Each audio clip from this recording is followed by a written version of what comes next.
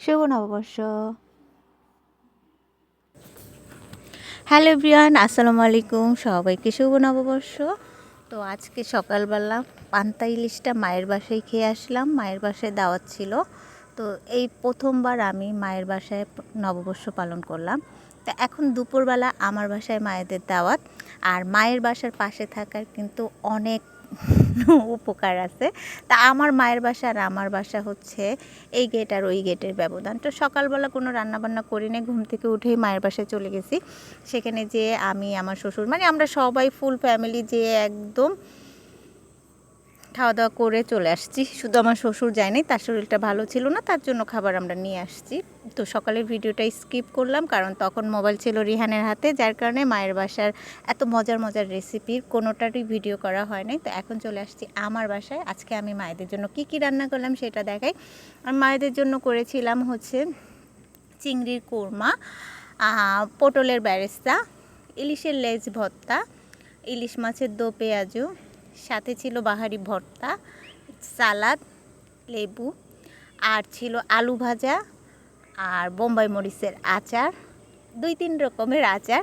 তো যাই হোক, অনেক কিছু করেছি, সব একাই করেছি। তো আমি রান্নাবান্না শেষ করে যেটা করি, আমার বাসায় কাউকে ইনভাইট করলে সবার আগে আমি ডাইনিংটাকে সুন্দর করে সাজানোর চেষ্টা করি। তো আমি আমার ডাইনিংটাকে মোটামুটি একটা ডেকোরেট করে নিয়েছি, সব মাটির হাঁড়ি পাতিল দিয়ে। তা আমার কাছে তেমন মাটির হাঁড়ি পাতিল ছিল না, যা ছিল মোটামুটি চলার মতো। তো যেহেতু পয়লা বৈশাখ, তো আমার কাছে মনে হলো যে মাটির জিনিসপত্রে খাবারটা পরিবেশন করলে একটু সুন্দর লাগবে। শুধু সুন্দরই লাগবে না, একটা বৈশাখ বৈশাখ ফিলিংস আসবে, যার কারণে আমি এই মাটির জিনিসপত্রে ডেকোরেট করলাম। আর এটা আমি উঠায় রাখবো, প্রতি বছর বৈশাখের সময় এটাকে নামাবো, দেন তারপর আবার উঠায় রাখবো। এটা একটা সুবিধা আছে, ওকেশনালি ছাড়া কিন্তু মাটির জিনিসপত্রে খাওয়া হয় না। তো যাই হোক, প্রথম ভাইয়াকে ডেকে বসলাম, যে ভাইয়া যেহেতু সকালে ওই বাসায় খেয়েছে, তো আমার শাশুড়ি, ভাইয়া, রিয়াদ, তো আমার শ্বশুর আবার ঘুমাচ্ছিল, তো আব্বা আবার পরে খাবে, এই জন্য আর আব্বাকে ডাকা হয় নাই। তো যাই হোক, সবাই মিলে একসাথে দুপুরের লাঞ্চ করতেছে। আর আজকে মজার মজার আইটেম করেছিলাম। তো ভাইয়াদের খাওয়া দাওয়া শেষ হয়েছে, তারপরে আমার মায়ের বাসায় সবাই চলে আসছে। আম্মু আসেনি, আম্মুর খাবারটা আমি প্যাকেট করে দিব, কারণ হচ্ছে আম্মুর বাসা খালি। আর এখানে চোরের অনেক উৎপাত, সবাই একসাথে আসা হয় না, কেউ না কেউ বাসায় থাকতে হয়। তো এখানে আমার ছোটো বোনের দেবর, ওর বাচ্চা, ছোটো ভাইয়ের ওয়াইফ। তো এই হচ্ছে পুরো আমার মায়ের বাসার মানুষ। তো এর মধ্যে আব্বু, বড় ভাইয়া আর আম্মা আসে না। আব্বু ছিল আব্বুর দোকানে, আর আম্মা তো বাসায় ছিল। ভাইয়াও আজকে অফিসে তার একটা কাজ ছিল, এই জন্য সে অফিসে চলে গেছে।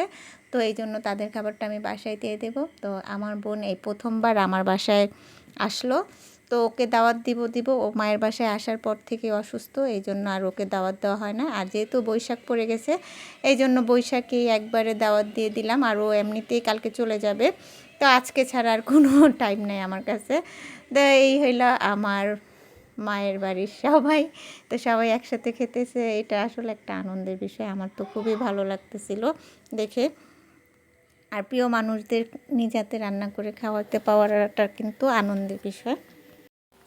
তো ফাইনালি এইটা হচ্ছে আমার পহেলা বৈশাখের রান্নার ব্লগ। তারপরে দুপুরের পর আবার পিন্টু আমাদেরকে মেলায় ঘুরতে নিয়ে যাবে। ও জানে কোথায় মেলা হয়, আমি যেহেতু জানি না, তো আজকে ছোটো ভাই আমাকে ট্রিট দেবে। ছোটো ভাইয়ের সাথে বৈশাখী মেলায় ঘুরতে যাব, এবং বৈশাখী মেলার ব্লগটা অবশ্যই আপনাদের সাথে শেয়ার করব। আর এখানে আমার কিন্তু আজকে রান্নাবান্না মোটামুটি খুবই ভালো হয়েছে। যারা রান্না কিন্তু আমি মোটামুটি আলহামদুলিল্লাহ অনেক ভালোই করি। একসময় রান্না করতে পারতাম না, কিন্তু এখন রান্না করতে করতে রান্নার হাত মাশাআল্লাহ খুব ভালো হয়েছে। সব রকম রান্না বান্না করতে পারি, এবং সবাইকে খাওয়ানোর মধ্যে আমার একটা আনন্দ কাজ করে। জানি না কেন এত আনন্দ লাগে, কেউ যদি আমার বাসায় আসে, এটা শোনার পরেই আমার একটা আনন্দ লাগে। তার জন্য মজার মজার রান্না বান্না, খাওয়া দাওয়া, এগুলো করতে আরও বেশি ভালো লাগে। তো খাওয়া দাওয়া শেষে মিষ্টি দইয়ের আয়োজন। এই হচ্ছে আমার পয়লা বৈশাখ।